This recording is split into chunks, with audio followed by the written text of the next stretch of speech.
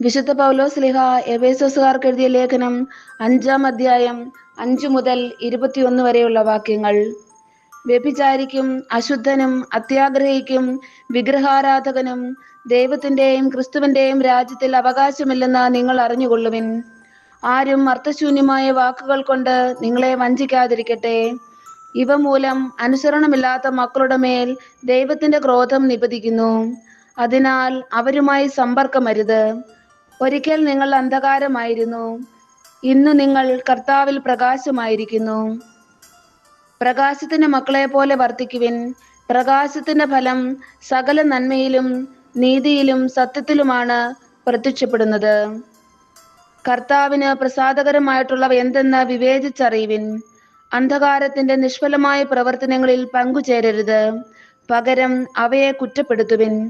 അവർ രഹസ്യമായി ചെയ്യുന്ന പ്രവൃത്തികളെ കുറിച്ച് സംസാരിക്കുന്നത് പോലും ലജ്ജാവഹമത്രേ. പ്രകാശിതമായവയെല്ലാം പ്രശോഭിക്കും. ഇങ്ങനെ പ്രശോഭിക്കുന്നതെല്ലാം പ്രകാശമാണ്. അതുകൊണ്ടാണ് ഇപ്രകാരം പറയപ്പെട്ടിരിക്കുന്നത്: ഉറങ്ങുന്നവനെ ഉണരുക, മരിച്ചവരിൽ നിന്ന് എഴുന്നേൽക്കുക, ക്രിസ്തു നിന്റെ മേൽ പ്രകാശിക്കും. അതിനാൽ നിങ്ങൾ അവിവേകികളെ പോലെ ആകാതെ വിവേകികളെ പോലെ ജീവിക്കാൻ ശ്രദ്ധിക്കുവിൻ. ഇപ്പോൾ തിന്മയുടെ ദിനങ്ങളാണ്. നിങ്ങളുടെ സമയം പൂർണ്ണമായും പ്രയോജനപ്പെടുത്തുവിൻ. ഭോഷന്മാരാകാതെ കർത്താവിന്റെ അഭീഷ്ടം എന്തെന്നു മനസ്സിലാക്കുവിൻ.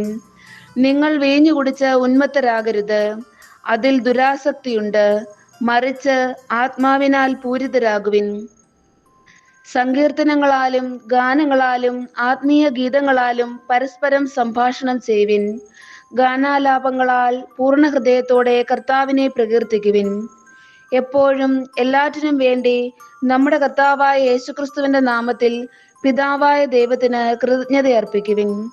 ക്രിസ്തുവിനോടുള്ള ബഹുമാനത്തെ പ്രതി നിങ്ങൾ പരസ്പരം വിധേയരായിരിക്കുവിൻ. നമ്മുടെ കർത്താവായ മിശിഹായ്ക്ക് സ്തുതി. വിശുദ്ധ മത്തായി എഴുതിയ സുവിശേഷം 1-ാം അധ്യായം 18 മുതൽ 24 വരെയുള്ള തിരുവചനങ്ങൾ. യേശുക്രിസ്തുവിന്റെ ജനനം ഇപ്രകാരമായിരുന്നു. അവന്റെ മാതാവായ മറിയവും ജോസഫും തമ്മിലുള്ള വിവാഹ നിശ്ചയം കഴിഞ്ഞിരിക്കെ അവർ സഹവസിക്കുന്നതിന് മുൻപ് അവൾ പരിശുദ്ധാത്മാവിനാൽ ഗർഭിണിയായി കാണപ്പെട്ടു. അവളുടെ ഭർത്താവായ ജോസഫ് നീതിമാനാകയാലും അവളെ അപമാനിതയാക്കാൻ ഇഷ്ടപ്പെടായികയാലും അവളെ രഹസ്യമായി ഉപേക്ഷിക്കാൻ തീരുമാനിച്ചു. അവൻ ഇതേക്കുറിച്ച് ആലോചിച്ചു കൊണ്ടിരിക്കെ കർത്താവിന്റെ ദൂതൻ സ്വപ്നത്തിൽ പ്രത്യക്ഷപ്പെട്ട് അവനോട് പറഞ്ഞു: ദാവീദിന്റെ പുത്രനായ ജോസഫ്, മറിയത്തെ ഭാര്യയായി സ്വീകരിക്കാൻ ശങ്കിക്കേണ്ട. അവൾ ഗർഭം ധരിച്ചിരിക്കുന്നത് പരിശുദ്ധാത്മാവിൽ നിന്നാണ്. അവൾ ഒരു പുത്രനെ പ്രസവിക്കും. നീ അവനെ യേശു എന്ന് പേരിടണം. എന്തെന്നാൽ അവൻ തന്റെ ജനത്തെ അവരുടെ പാപങ്ങളിൽ നിന്ന് മോചിപ്പിക്കും. കന്യക ഗർഭം ധരിച്ച് ഒരു പുത്രനെ പ്രസവിക്കും.